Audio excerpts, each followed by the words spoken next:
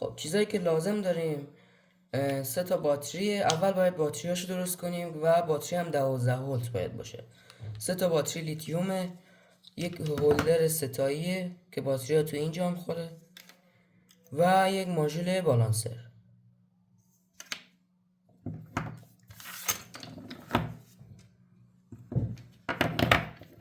این باتری ها رو باید به این صورت قرار بدیم: منفی یکی، بعدش دوباره مثبت، دوباره منفی.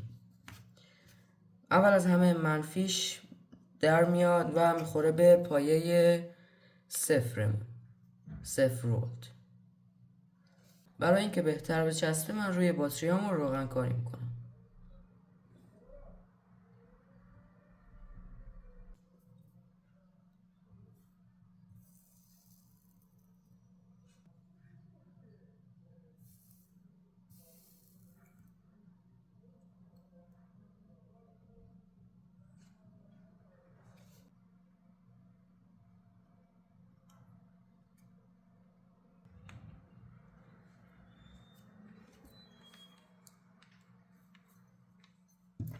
خب من یکی از منفیامو لعیم کردم، منفی خورده به پایه 0 ولت.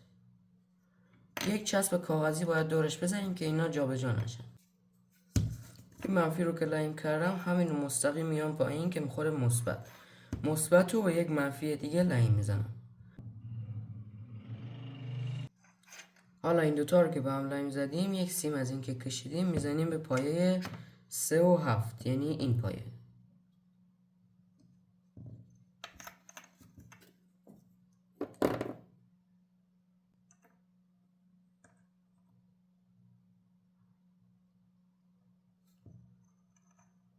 خب حالا باز روی بالاییمون این میره به این میخوره، باز دوباره یک سیم از این میکشیم و به پایه 7 و 4 وصلش میکنیم.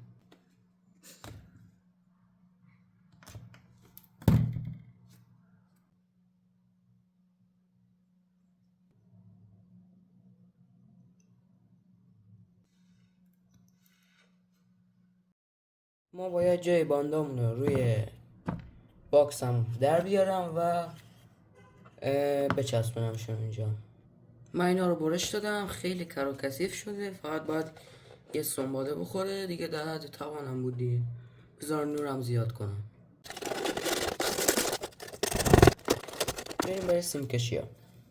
این 3 تا سیم داره این بردمون که 3 تا سیمش به ترتیب میخوره توی این 3 تا سوراخ توی این قسمت و 2 تا سیم مثبت و منفی داره، قرمز و مشکی، که اینا باید 12 ولت وصل بشه و اینا هر دوتاش تغذیه 12 ولت میخوان.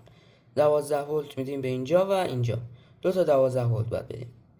و باندامون هم که مشکیش به منفی، سبزش هم به مثبت، به این 4 تا لعیم میکنیم.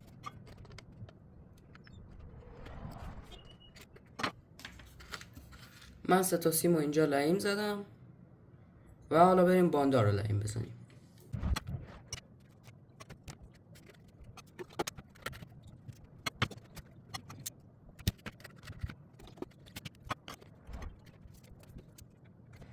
خب من مثبت و منفی اسپیکرها رو به این قسمت ها لعیم کردم و وارنیش زدم، یه تیکه سیم اضافه هم کشیدم. خب این سفیدا رو که زدم، اسپیکرام هم زدم.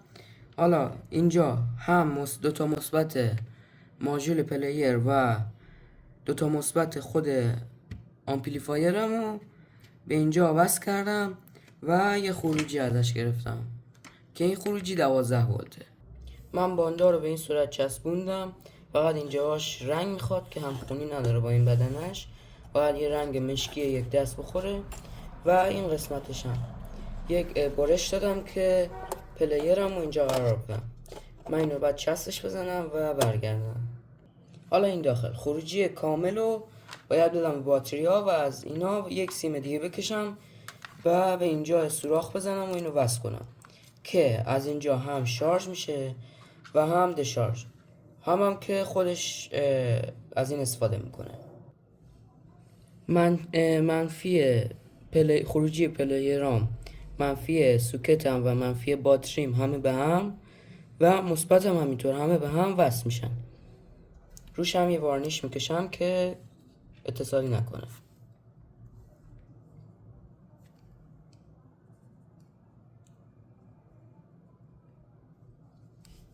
تو سر راه منفی پلیرها یک کلیدم گذاشتم. به این صورت وقتی کلیدو بزنم چراغ پلیر روشن میشه. آقا کار تمومه دیگه، فقط کافیه که همینو بچسبونم، فیشاشم وصل کنم و دیگه جمعش کنم. تموم. من اینو کامل بستمش و اینم فیشاشو وصل کردم و دیگه کار جمعه. حالا دکمه‌شو از این بغل میزنم.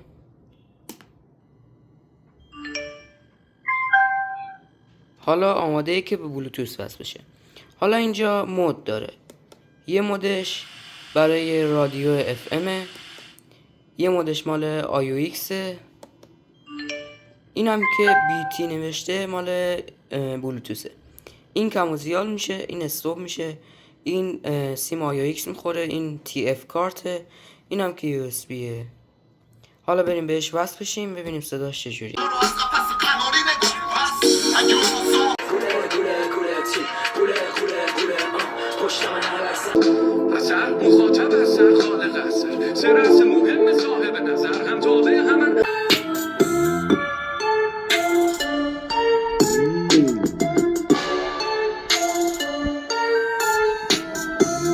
اینم از کار رنگ شدش.